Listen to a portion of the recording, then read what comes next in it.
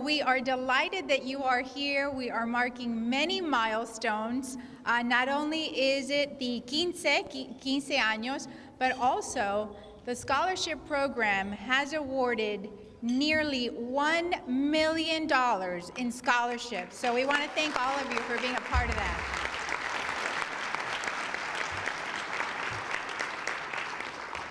My name is Lisette Campos. I'm the Director of Community Affairs at ABC Action News and the host of Positively Tampa Bay. And I am delighted and honored and excited to serve as your Mistress of Ceremonies again this year for this luncheon, and especially emotional and excited because the keynote speaker happens to be a very good friend of mine. Mercedes and I have been friends for 25 years. She was my mentor when I first started in television, and she is someone who believes with every cell in her body in the power of education. So I am really excited about hearing her speech and having her share her story with you about education and how it played such a pivotal role in her life, even from the first few days that she came to this country as a child from Cuba. So we look forward to hearing her speech. And at this point, we have a wonderful group from the Tampa Police Department waiting to present the colors. So I kindly ask that you stand for the presentation of colors by the Tampa Police Department Color Guard.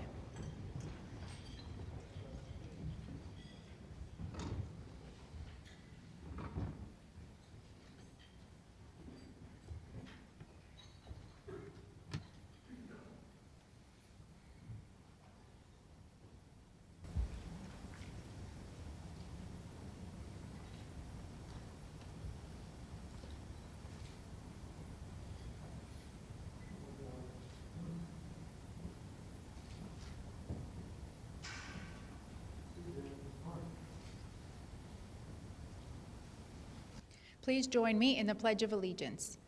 I pledge allegiance to the flag of the United States of America and to the republic for which it stands, one nation, under God, indivisible, with liberty and justice for all. Please remain standing for the retiring of the colors.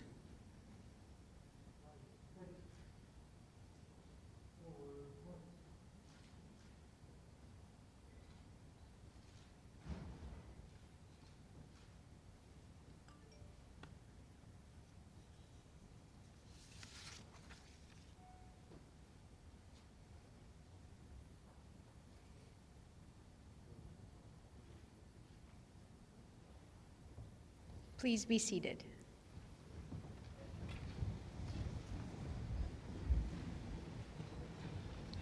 Thank you so much for being here. We have a wonderful program for you this afternoon, respectful of your schedules. We want to make sure that we move the program along and so that you are out and back at your different activities for the day in time. I kindly ask that you check your phones. Your cell phones, I would say Blackberries a couple of years ago, but now everybody has the iPhones.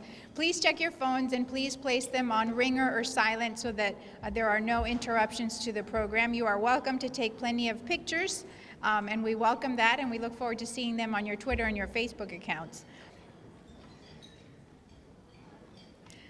I'd like to recognize the folks who are joining me up here at the stage. We have the presidents and the leaders of the universities that are the recipients of these wonderful scholarship programs. I'd like to recognize President Ronald Vaughn of the University of Tampa.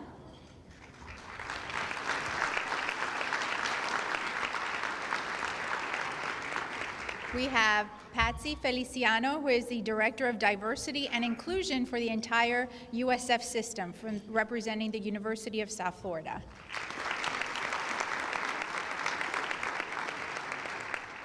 And Hillsborough Community College is the other partner in this wonderful program, and we want to welcome President Ken Atwater and also Dr. Sean Robinson, who is the campus president of the Hillsborough Community College Ybor City campus. So thank you to them for joining us as well.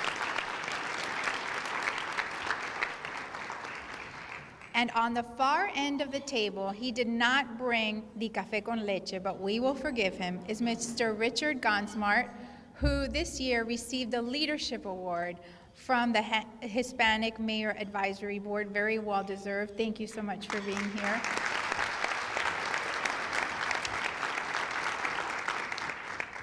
And in the front row, these beautiful faces you see before you are members of the board of the Hispanic Advisory Council. Please stand to be recognized as well.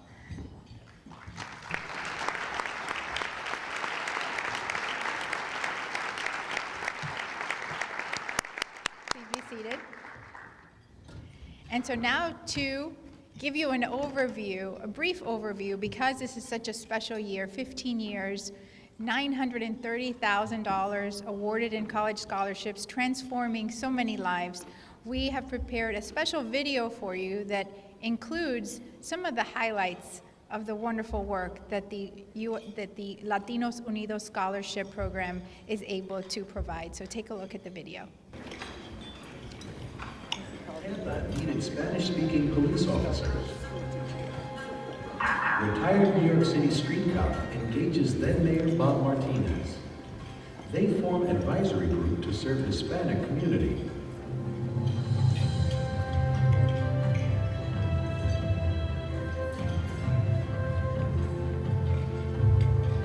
Council members selected, representing varied Hispanic countries, professions, interests, and passions. Hispanic pioneer family woman, selected charter member of council. At 94 years young, still active member of council. Bureau of the Census 1990 projections reveals huge growth in Hispanic community. Council seizes opportunity to showcase economic impact of Hispanic community in Tampa.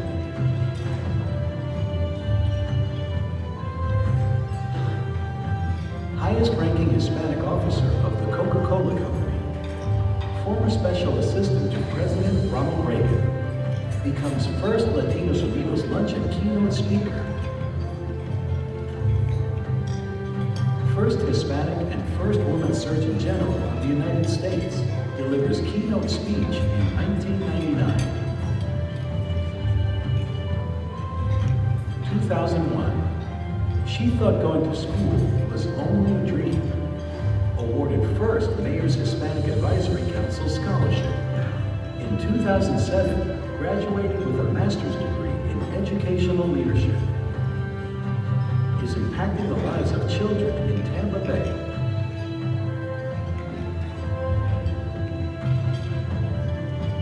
Diagnosed with epilepsy at 12 years old, he worked full-time after high school for 7 years to help his family. Received Mayor's Hispanic Advisory Council Scholarship in 2004. Graduated in 2008 with a degree in economics and political science. First graduate to join the Mayor's Hispanic Advisory Council as a member. Pursuing a bachelor's degree in communication sciences and disorders. Plans to earn a master's in speech-language pathology.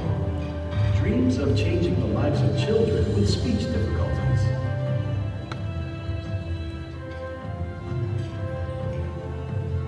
Adversity plus support equals success. Celebrating 15 years of success. Thank you for 15 years of your support. Latinos Unidos Scholarship Luncheon since 1998.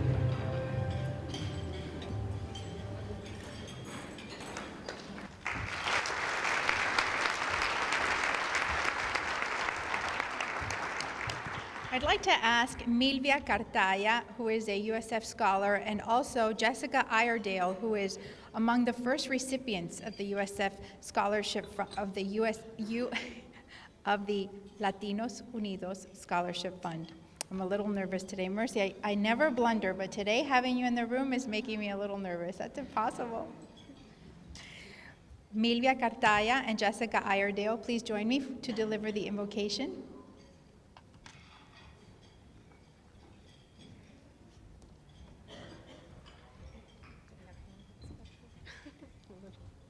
I'm only 4'11". Jeez. Okay. All right. And if you don't mind, I'm going to take a picture. I'm a first grade teacher, so when I told my kids where I was going, I'm like, I'm going to speak in front of a lot of people. I didn't even realize it was going to be this many people. So this is kind of a big deal. I can't wait to show them. As we gather today on the 15th anniversary of the Latinos Unidos Luncheon, we are reminded of the shared belief that we must lift as we climb. Let us bow our heads. Heavenly Father, today we celebrate how very much can be accomplished for others by working together. We ask that you continue to guide us in a focused vision to the opportunities available in the future. We ask for your blessing and support for the many individuals that have come together to lead our community to a better future, especially our mayor, Bob Buckhorn, and the City of Tampa's Mayor Hispanic Advisory Council. May we continue to draw strength and encouragement from one another through compassion and reason. Bless the food prepared for us today and all of us gathered here that continue in your service for the unity of our community and those in need. In your name we pray, amen.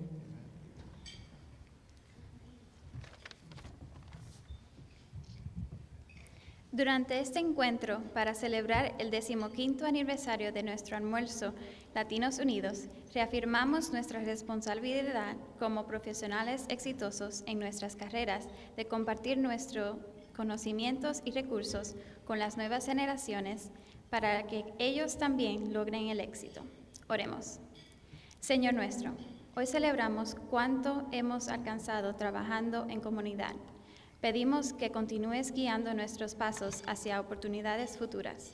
Pedimos tus bendiciones y apoyo para que aquellos que con su unión y liderazgo dirigen nuestra comunidad para lograr mejoras en nuestra ciudad, especialmente a nuestro alcalde Bob Buckhorn y al Consejo Hispano de la Alcaldía de Tampa.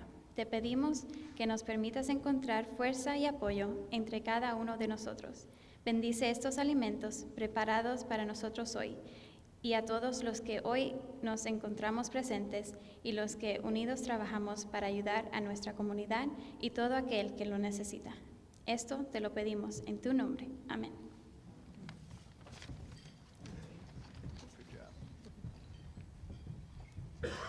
Thank you, Milvia and Jessica. Please enjoy your lunch. We want you to enjoy your lunch as we continue with a portion of the program at this point before we take a break. At this point, I would like to welcome to the podium Jackie, who has been a wonderful chair for this year's event, Jackie Toledo, who was among the recipients of the Latinos Unidos Scholarship Program and is now giving back, sponsoring her own students. So we want to welcome her to the podium as she delivers the welcome for all of you. Jackie? Thank you, Lisette, and thank you, Diamond View Studios, for the wonderful video that shows an overview of our council. Good afternoon and welcome. Welcome to our celebration of 15 years of success, making dreams come true. My name is Jacqueline Toledo, and I am the 2013 chair of this magnificent event, Latinos Unidos. As a member of the Mayor's Hispanic Advisory Council, it is with great honor and pleasure that I welcome all of you here, our business community partners, donors, educators, supporters, and students.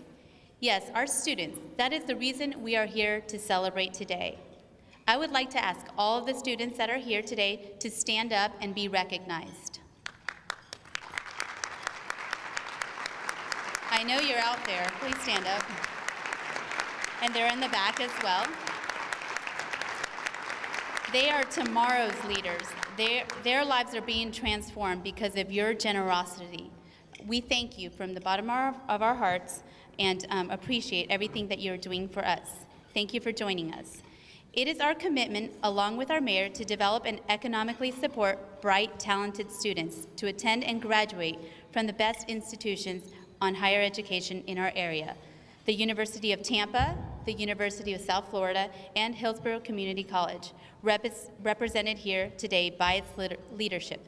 Thank you for being here today.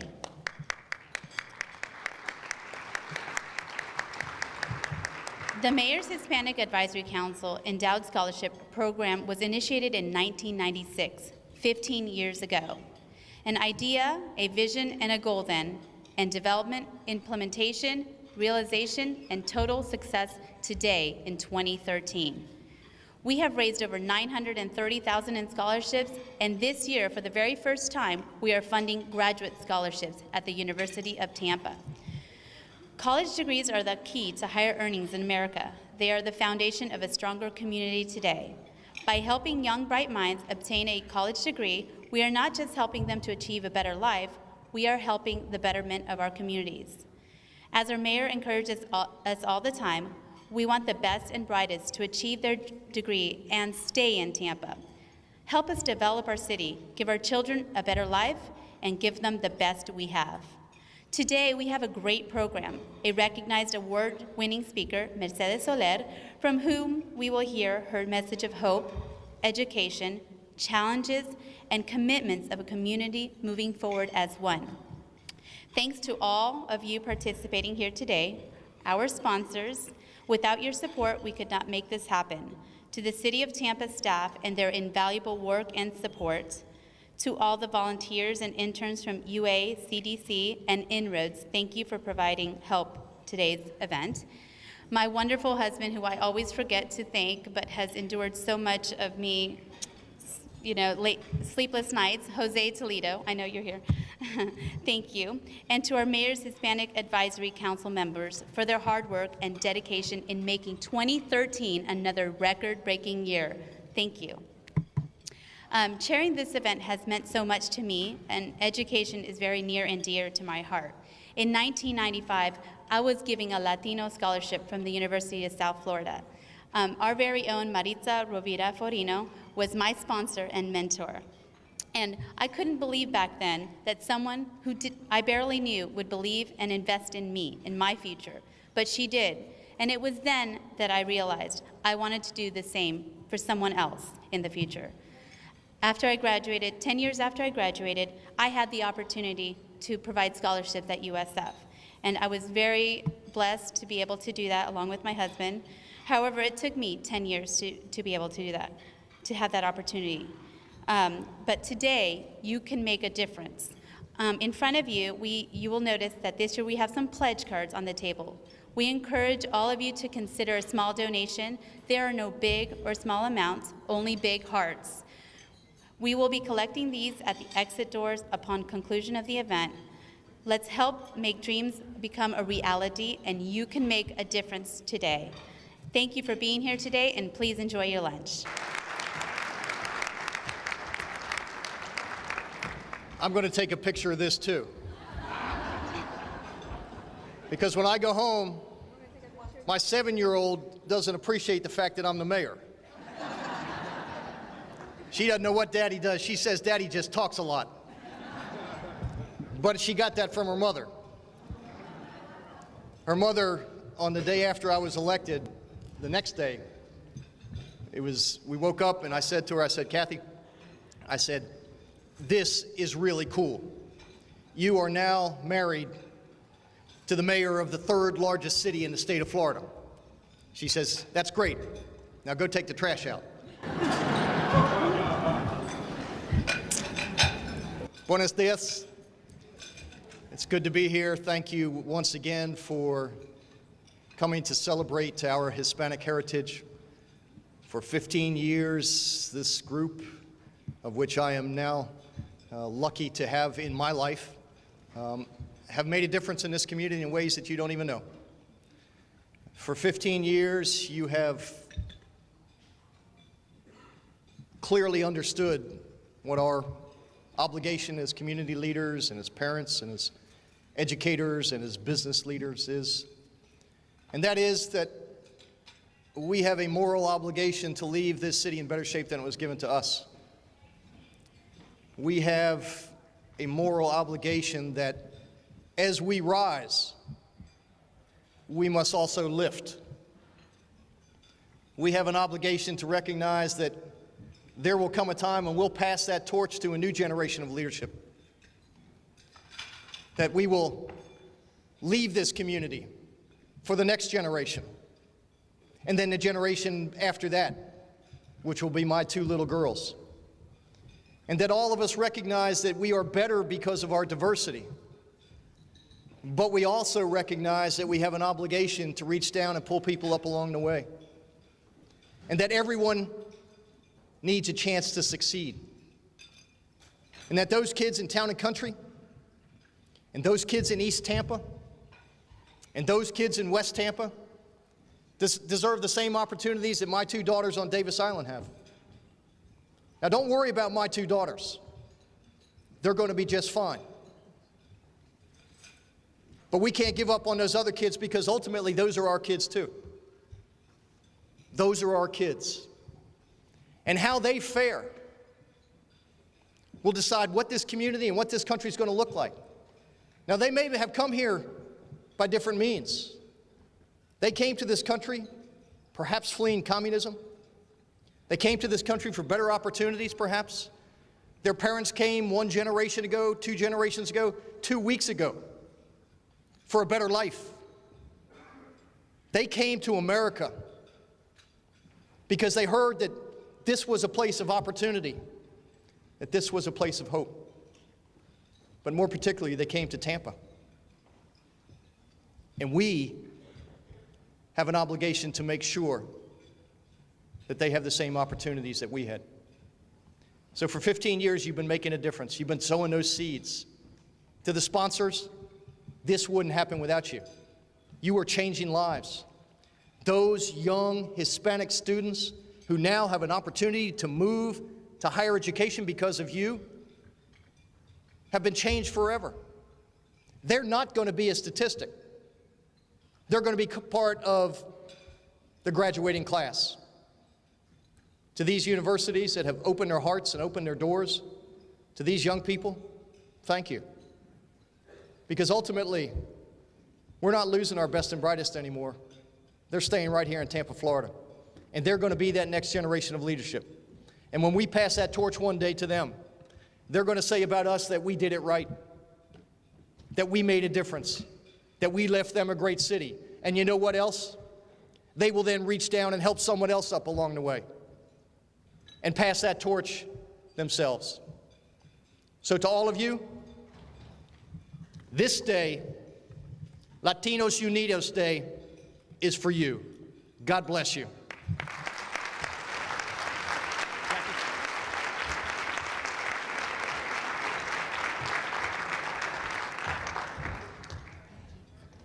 Where's the camera?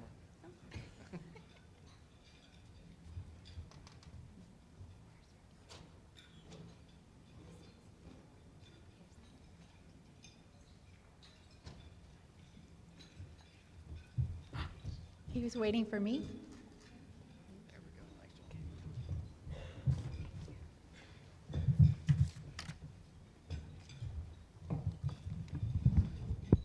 We want to thank you all again for taking time out of your busy schedules for coming and joining us. As we said earlier in the program, this is such a special, special day, a special year for the Mayor's Hispanic Advisory Council, celebrating 15 years of being a part of this wonderful scholarship program that's transforming lives.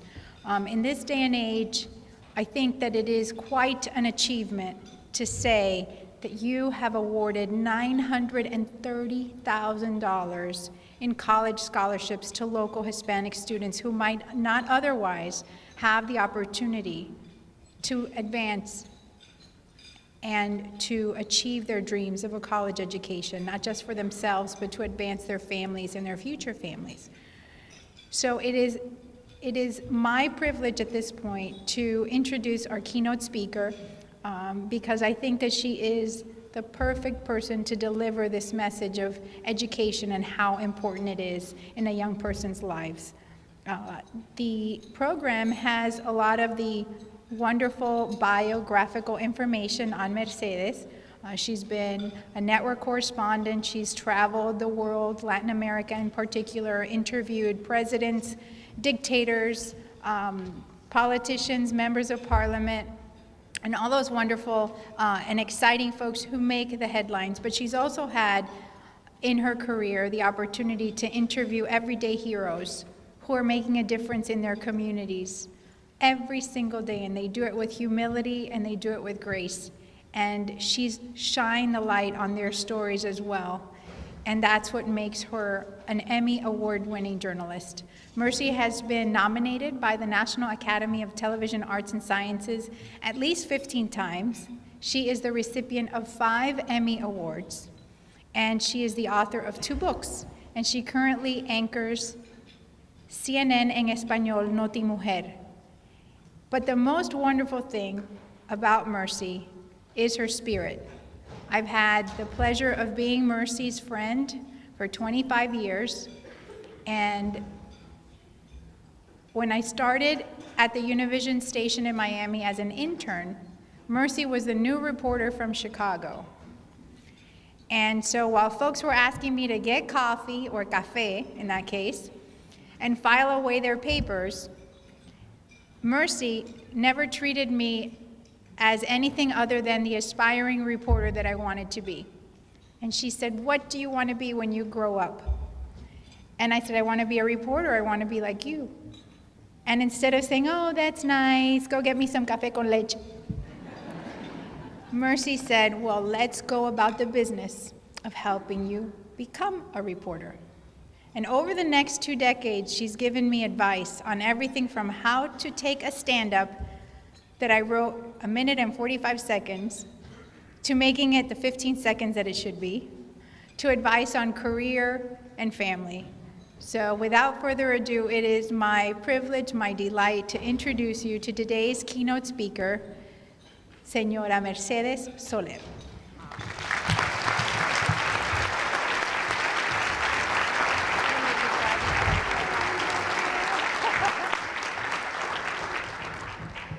She just wanted to make me cry before I started speaking. I love you so much.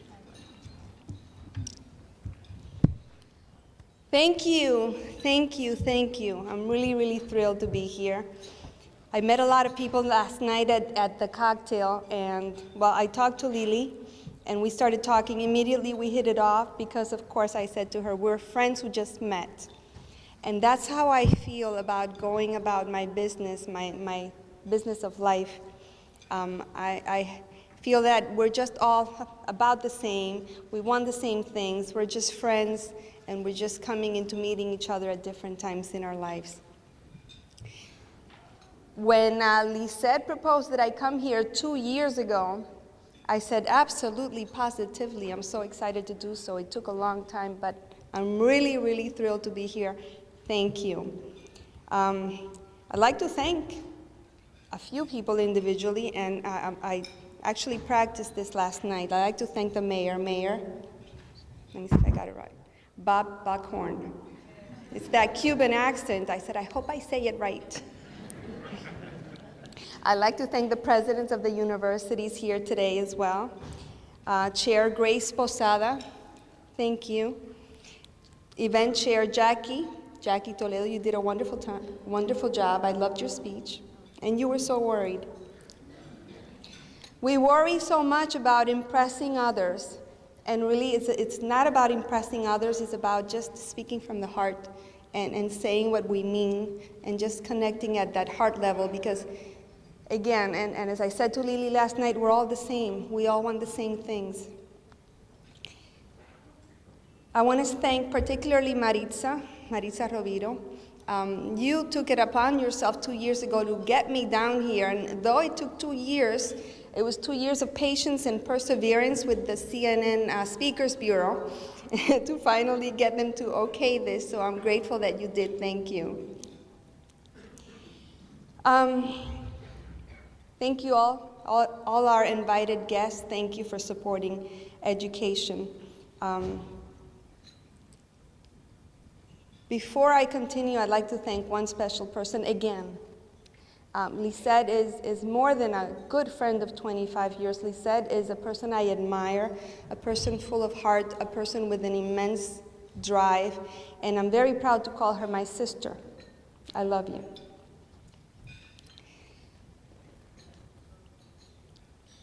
We were reporters, Lisette and I, back, like she said, way back when. I got to teach her a little bit of the TV business. It gave me the opportunity to pass on what the mayor said, pass on a little bit of what we know, reach behind and try to bring forward that person that just wants to be there, just wants to do what we're doing, just wants to learn.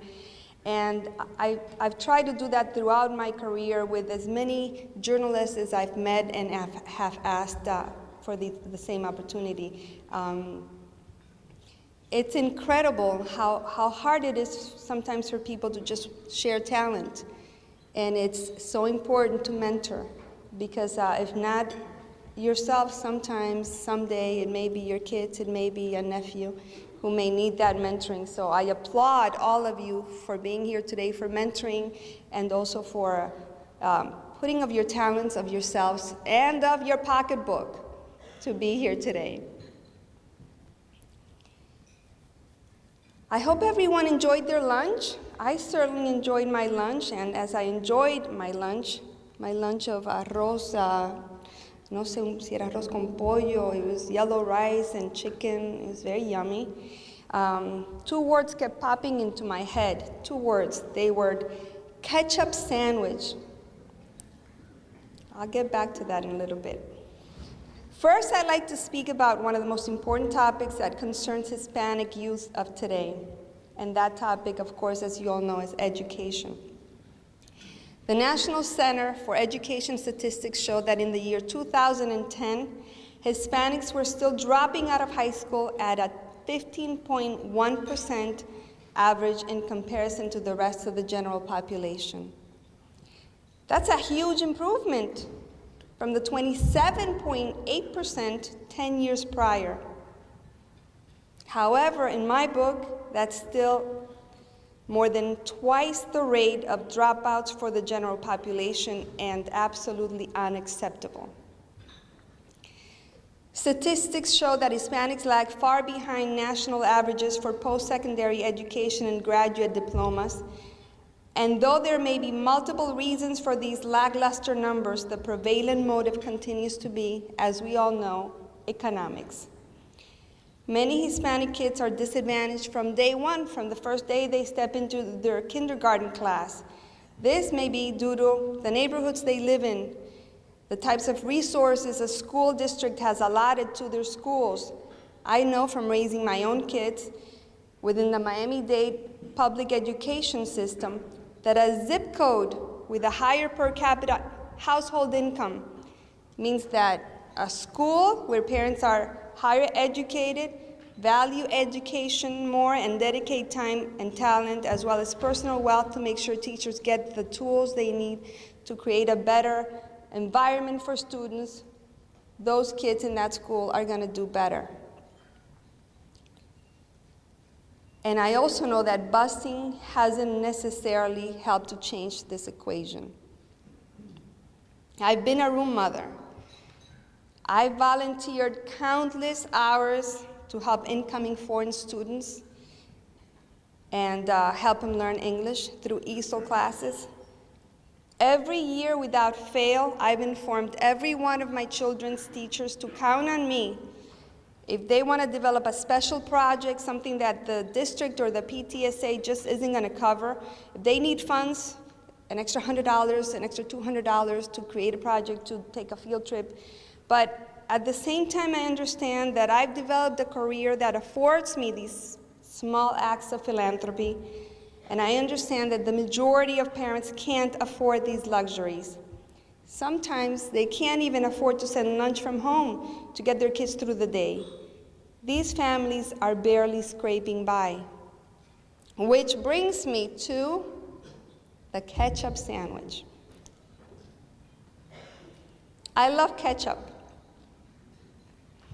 And I thought it was perfectly fine when some school districts once tried to pass it off as more as a fresh tomato accompaniment than that condiment that we know that it is. They thought, sure, we could pass it off as a meal. Hey, I was okay with that.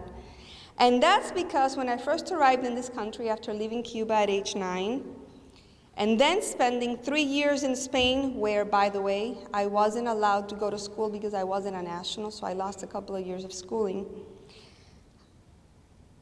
I arrived in Chicago to enter the 6th grade. As most immigrants at the time, we, of course, arrived with absolutely nothing. And we didn't speak the language. Many times, all I had for breakfast was a glass of milk, and then, after school, when I got home, maybe a ketchup sandwich. That was what we had. Though my parents were very good at trying to make for us a solid meal at least once a day, those Cuban meals of rice and beans. I still love my rice and beans also. Eventually, we moved up to bacon after school, which my sister and I would eat raw, out of the package. Because, come on, Cubans really have never seen bacon come out of a package. Mom and Dad weren't home after school to cook that bacon. And I don't think we caught any bacteria from the raw bacon,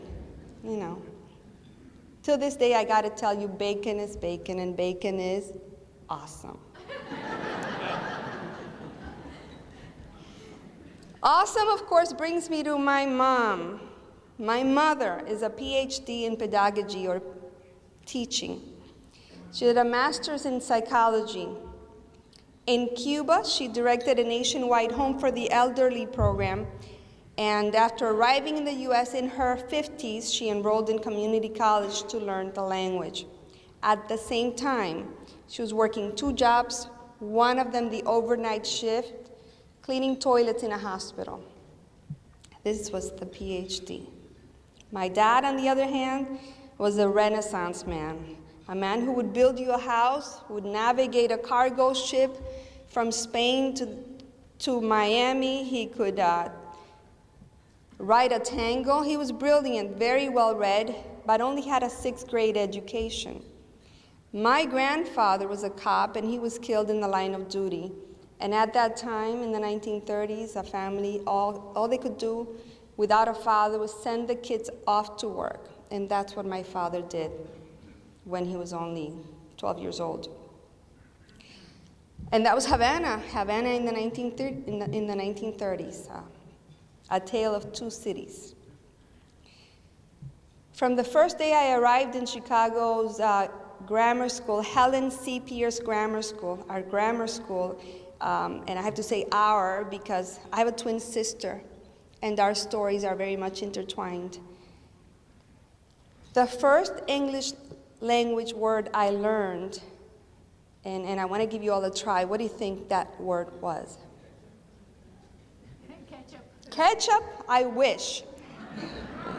One more. The first word I learned in English was spick. I had no idea what that word meant.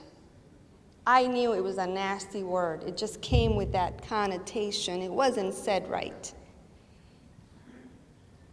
Pot was passed around in that middle school bathroom. One of my classmates became pregnant in the 6th grade. And I know now that at that time, over 200 street gangs controlled different sections of town in Chicago, and the initiation for the Latin queens, the female equivalent of that notorious Latin kings, was gang rape. I think I know a little bit about tough schools, a little bit about tough neighborhoods, and about the price of joining or even steering clear of youth gangs.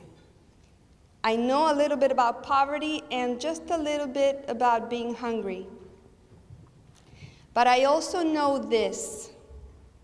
I know the love a child receives at home, the support, the care, the positive reinforcement goes a long way toward building self-esteem, as does examples of people you may not have ever met, but that can become role models.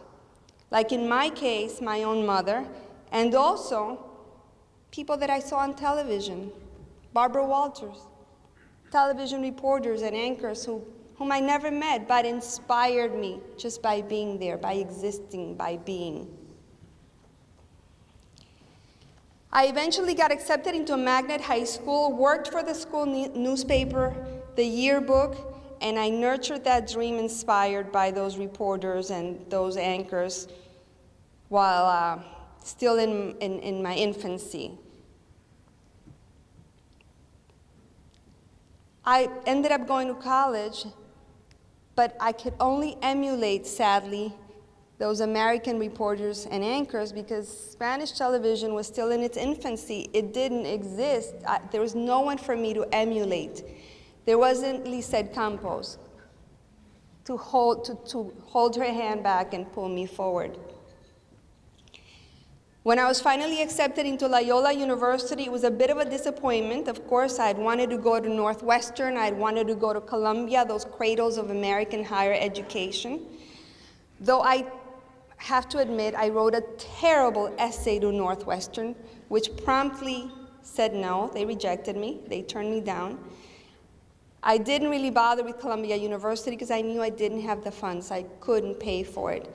And there wasn't a program like this out there scouting for possible students to take a leap forward and give them a grant or a scholarship to try to reach their dreams.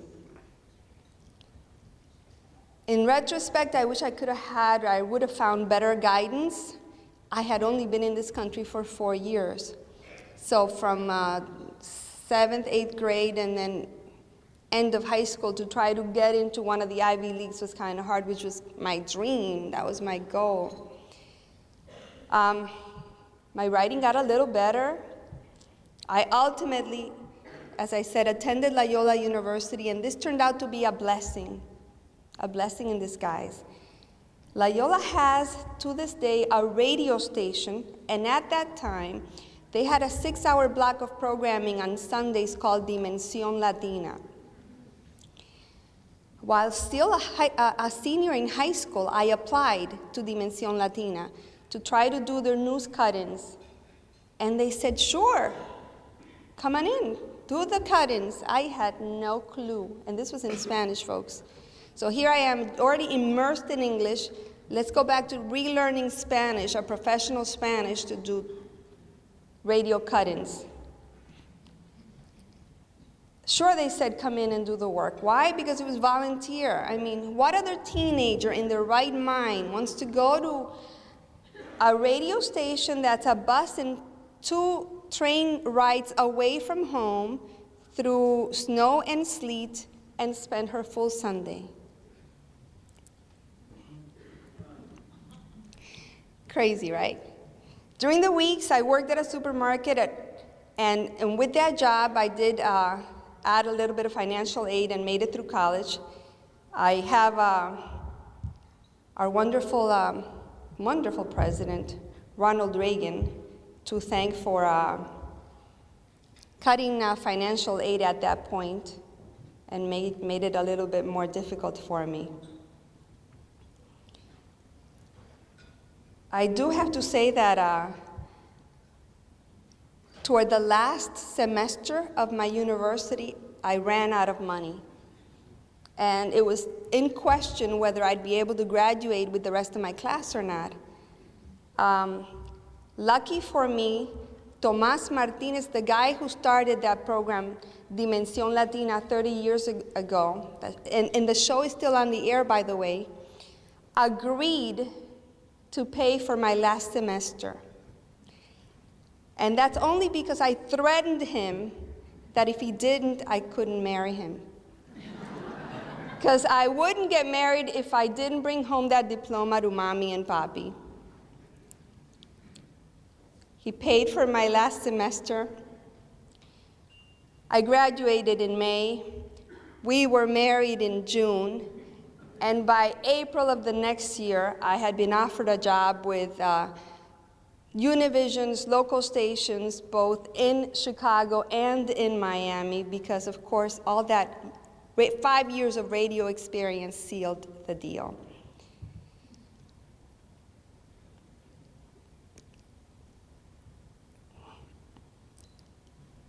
I moved to Miami, and after moving to Miami, things began to work a little bit differently. Television, of course, became that wonderful, exciting experience that I had been yearning for. But at the same time, I could never forget the difficulty of going through college, of being rejected, of arriving in a country where you don't speak the language, where you come from the Caribbean and it's freezing cold and people are calling you names that you don't understand, where you feel alienated and isolated. It's very hard. I understand what these kids go through. And boy, if we can only help just a little bit, if we can only put a little bit of our time and a little bit of our money to make their lives a little bit different for them. When I said that I wanted to talk about my sister a little bit because our lives are intertwined, is because she also has been quite an example for me, though we're twins. I do admire her tremendously. She held several jobs also during our college years. Like me, she graduated from a private university, from DePaul University. Our parents couldn't afford either of our tuitions. I'm very proud of my sister. 3 years ago, she finished a master's degree in administrative education. And her oldest son, my godson, on Friday, passed his final to receive his law degree at Notre Dame this month. I'm very proud of him. Her second daughter, my niece, Christina, will be attending DePaul University starting in the fall, also to study law and an MBA. And a third nephew, my nephew Andy, is graduating. He's a senior in high school. He's graduating also this month with an almost perfect, unweighted 6.0 GPA. We're a family that believes in education, so much so that Andy, that boy that I'm so proud of, just finished shooting and editing a comprehensive internet tool to teach at-risk, underprivileged students apply to college. He created his own YouTube channel so that high schools across America can direct students to this channel and thereby share the knowledge he gained by going through the process. It's a really tough process. I'm about to enter this process with my daughter, who's now 16 and next year will be applying to college. And so I'm beginning to see what it's like. I'd like to show all of you a little snippet of what he's put together. So I'm going to ask our wonderful engineer over there, Claudine, to please play the video.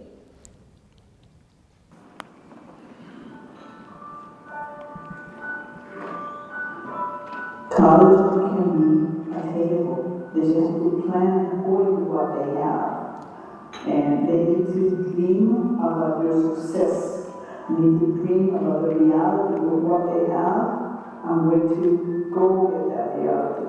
And seek questions, ask questions, seek answers. Ask people what did you like in school? What's your story? How did you do in high school? How did you do in high school? Where did you go to college? How did you get there? How can I get there? Those are really, really important questions. They're waiting until the end of their senior year, their yellow starts running. And they have to pay the capital. There are 7 billion people on Earth who wake up every morning and contribute to the daily competition to provide for means of living.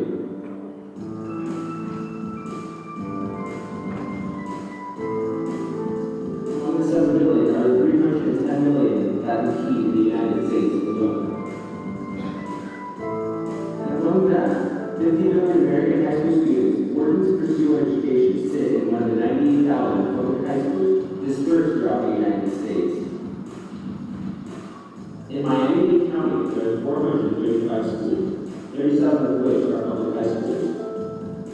20,000 teachers work every day with a common goal: to educate the students that make us tomorrow's leaders and workers.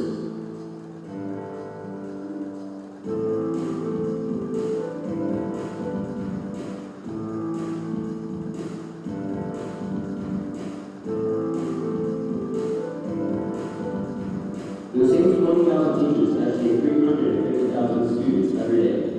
However, among those 350,000 students, you are only one, and it's up to you to take the initiative.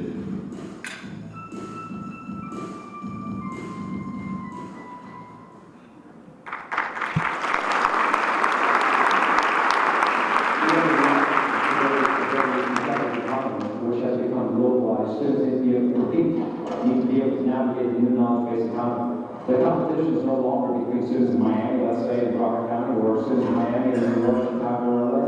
It's the competition between students in Miami and the rest of the world, from Western Europe to Singapore to Brazil to China.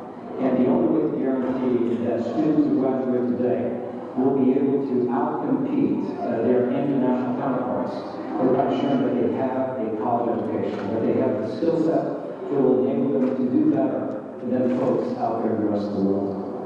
We really need to get across the message that education is key to earning a certain kind of living. So if you want to have a certain standard of living that goes beyond an hourly wage or something small in that regard, you want to earn more money, you really need a college education because most of the jobs and the careers require that nowadays. It is the fix-all for people who want to go into certain professions that are specialized in college programs. If you want to be obviously a doctor, a lawyer, a physicist, a teacher, you do need that experience, and college is a place for it. In today's world, it makes me wonder what college will be like in 30 years, when someone will be virtually submitted. I have no idea, no concept of where we're going in that field. But for today, college is essential if you want to go into a professional type of business. Like if you have to be a teacher or a lawyer, it's the way to go. High school education is very important because it lays the foundation for the work you're going to be doing once you get to college. And many students sometimes don't pay a lot of attention to it or don't take it as seriously as they should. And that's where I think we need to focus and make sure that students understand that high school is the first step in getting to college and earning a lifestyle that will let you buy those things that you want in life and let you do the things that you want to support your family and children. College is awesome, first off, but college is a path to get to where you want to go. It's just a step you have to go over. Yeah, you have more classes you have to take. Yeah, you have to study, of course. You can't take away the educational aspect of college. But college has so much room for growth, and it's really where you realize where your true passions are. Opportunity changes everything. We want folks, there were students who I've met in my life who were born in socioeconomically impoverished environments. And education, due to a college degree, was able to enable that student not only to get a better way of life, but also to go back in that community, not forget. Go back into that community and make a difference there. And serve as a role model, help me build a community and bring other followers too into this great work of education. So I need to be educated here. It empowers folks. Well, College University represents opportunity, represents the building of better tomorrow by investing in young men today. And I certainly can speak as the first college graduate in my family of 6. It's made a world of difference to me. So this is about paying the dues today, making the sacrifice, getting an education to be able to navigate tomorrow's economy. Well, what do you think?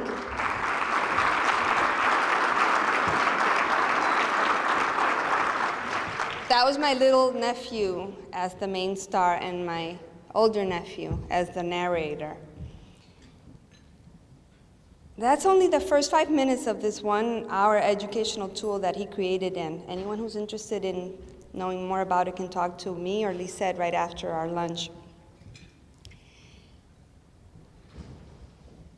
And in case, my friends, you were wondering, up until now, I think my kids are doing kind of well. My 7th grader is doing well. He's getting straight A's. He says he wants to one day become an architect of stadiums. I think he loves sports. I think he's going to end up being a sports announcer. And my daughter attends an arts magnet school. She attends New World School of the Arts, where she's learned to paint incredibly. She She's a masterful artist, though she says she wants to one day become a medical doctor. Now, I couldn't have been more disadvantaged than that pregnant sixth grader. We were at the same level. We were going to the same school. We were going through the same experiences. It could have been me. I could have been her. What made the difference? I think the parenting, I think the support, I think the drive, I think the models made the difference.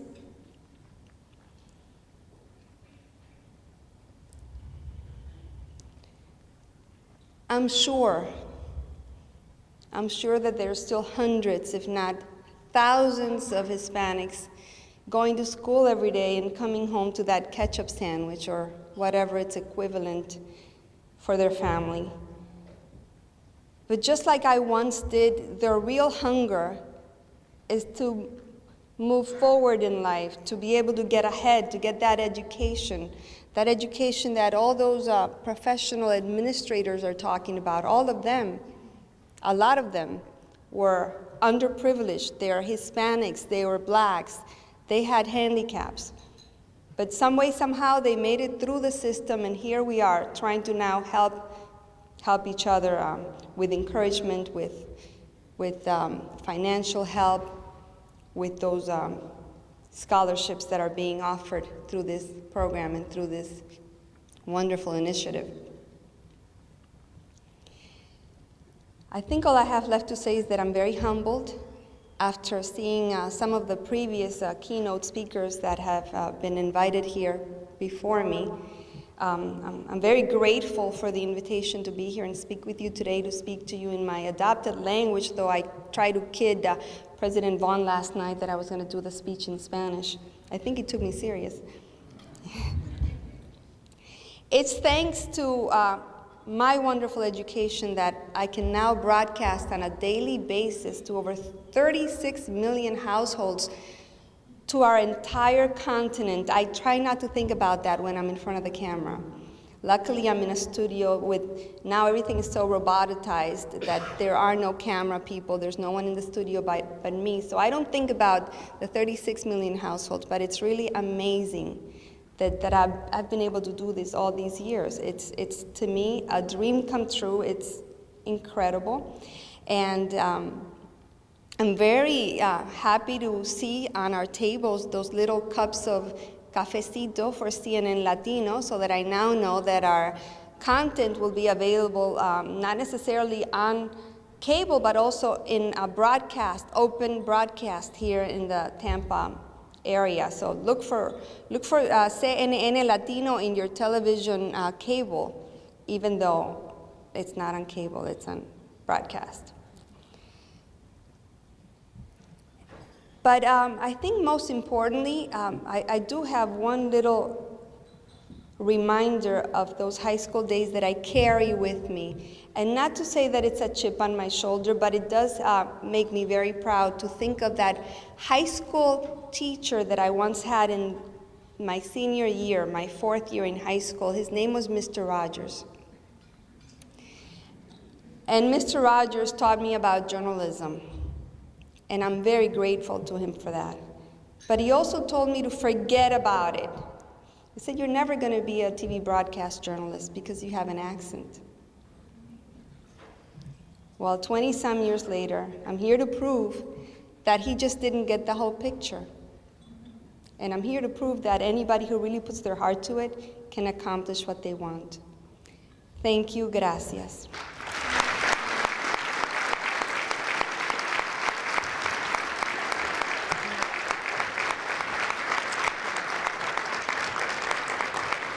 Now,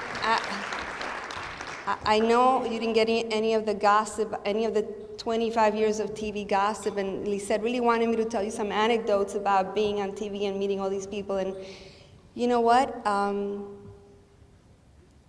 It's the journey. It's not necessarily the titles that make what I do interesting. And just in case you're wondering, it was never the presidents or the big dignitaries or celebrities that impacted on my life. A lot of people ask me, which was your favorite story? And there were many. But there's one of Los Niños de la Calle in Guatemala. And this is a story I did about 18 years ago in the streets of Guatemala during the guerrilla warfare that was going down there, which left 300,000 people dead, including mostly the indigenous people of Guatemala, that left so many children orphaned. And he was meeting these children with no parents, with no love, with no opportunity, being killed, mind you, because they were considered pests, being killed in the streets of Guatemala. That most hardened me and upset me and moved me and stayed with me throughout all these years. So that's just a little anecdote. If there's any questions, I'll take any questions at this point. And so thank you and have a wonderful day.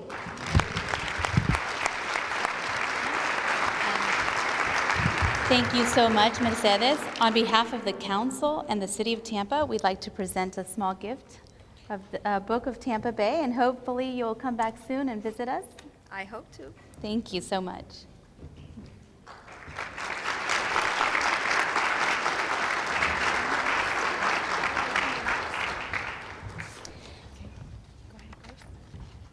I'd like to present Grace Posada, Chair of the Mayor's Hispanic Advisory Council.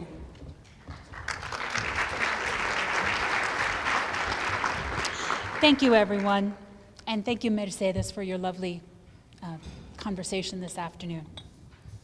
In closing today, I'd like to thank our gracious sponsors, of course, who annually step up and allow us to do this work for the benefit of our Hispanic students.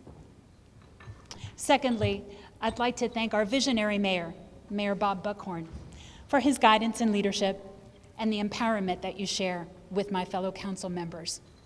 And of course, I'd be remiss if I didn't thank my fellow council members for working hand in hand to ensure the success of this luncheon, especially Jackie. Thank you, Jackie. Lastly, and quite personally, I'd like to thank someone very special who is here today.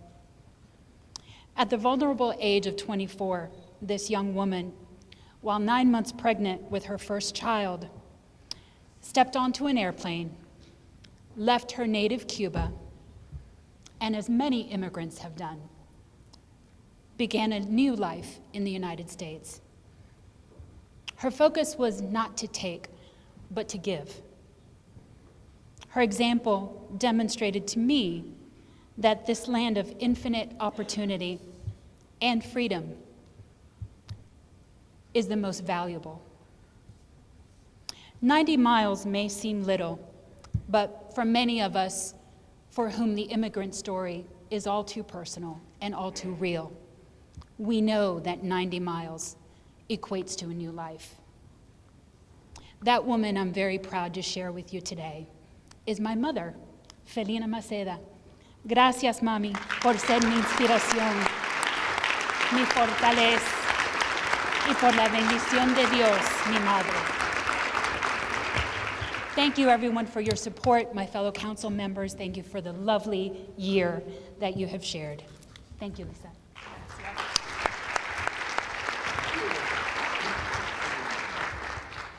And one final message, and that is, what a difference a couple of years makes.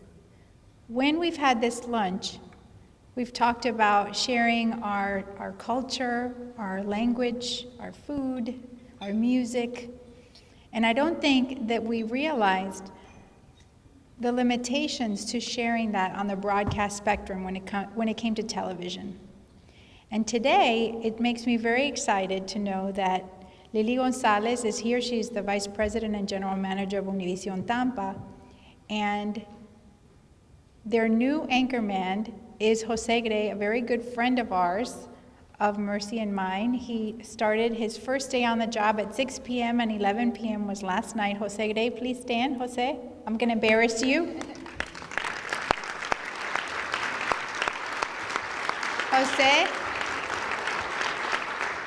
Jose is a network anchor, like Mercy. Univision, Telemundo, arrives in Tampa. Now we have, as Mercy said, CNN Latino. We have Univision. We have Centro. You have all these different options. So whether English is your first language, whether Spanish is your first language, the fact is we have options. So whether we're sharing it with our children, our grandchildren, we're practicing our own Español, it's beautiful to have options. So I want to thank all of you for coming, because your presence here today makes those options available, not just to us today, but to the next generation that's coming up. So have a beautiful day. Thank you very much. And if you want to hear some scoops about TV, come on over and I can tell you a couple. Bye, everybody. Have a great day.